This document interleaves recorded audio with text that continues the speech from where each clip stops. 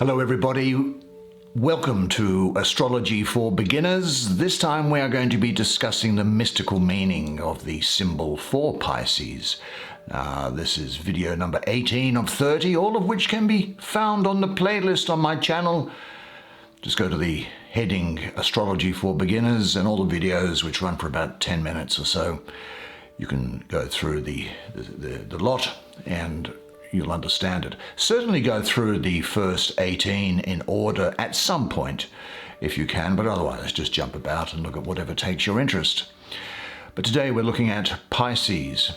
Pisces is, I have no Pisces in my chart, I'll say, but Pisces is the most auspicious of the signs, and it brings a great deal of satisfaction to the person who is under the influence of Pisces, particularly in the later phase of their life.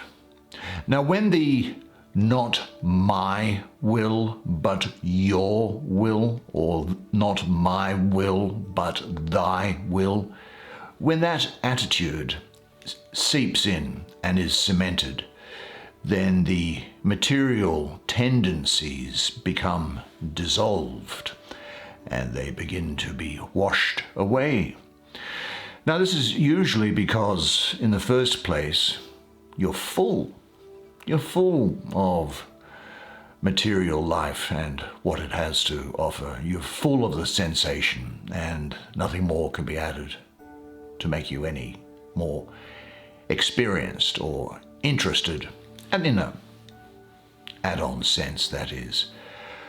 Or alternatively, you can find that you begin to understand the complete insignificance of material things, past, of course, the necessary aspects of living day to day.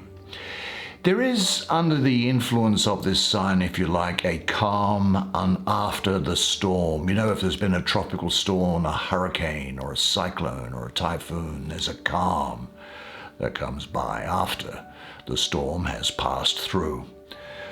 Well, the soul is still aware of the hardships which it has experienced on its pilgrimage from that moment when the spark first leaves the eternal flame to that point where the drop rejoins the universal ocean. Then the person still, nevertheless, becomes part of universal life.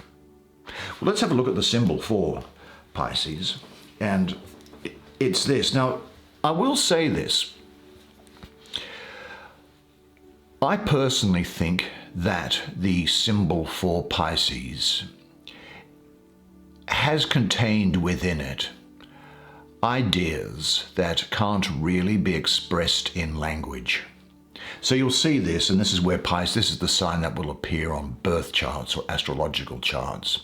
There is another sign which relates, or a symbol which relates to Pisces, and that's two fish. And I won't draw them out in full, but I'll just do it so as to give you the idea of what's going on. And I'll just do it in this abstract form, where you have the fish head eats the tail of the other fish, and this head of this fish eats the tail of that. Now, what there is there is, this is symbolic of completion, of union. It is symbolic of the finish of manifestation. But we'll leave it there because it's something might also come to you, and you'll see it from time to time when it comes up.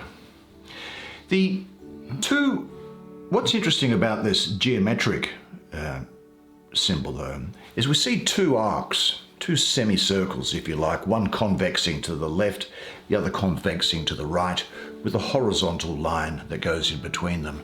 Now, if they were turned around the other way and joined together, they would stand for the wholeness of manifestation. But the way that these two are pointing, well, have their backs to each other, if you like, It to me symbolizes what we've previously referred to, the involution of spirit into matter, that is, becoming involved in matter, and then its decision to evolve, to go through evolution, the process of unwinding matter from itself and the encasement of matter and returning into spirit. Now, what's interesting here also is that there is this horizontal line here, and you'll know from previous things that this relates to matter. And in this case, though, I think it relates to Mother Nature. The horizontal line linking the two relates to nature, in my opinion, and to the feminine aspect of life eternal. The presence of the semicircles as well, for me, represents, I think, and suggests a great degree of wisdom which has been attained. It's present, this wisdom. And the image taken as a whole represents the complete annihilation of further movement. In a sense, this is the stage now where matter cannot sprout. It can't come forth.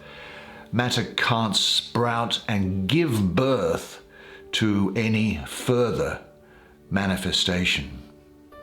In a sense, the soul has got to the point where it has completed its pilgrimage, and one of two things are going to happen. It will return to undertake another journey for experience and lessons, or if it has had enough, or it would not be wise for it to do so. And these terms are, if you like, are metaphorical, because we're talking about a point in, well, which is not in space, but we're talking about things which are beyond the veil of negative existence. But the soul may find that it finds its repose once more in the divinity. Now, I haven't made my mind up as to what the next video might be. It might be on the ascendant. It could be on some other things, so stay tuned. They'll be released in due course. And in the meantime, remember this, that you are a legend, and I look forward to seeing you next time. So until then, it's bye for now.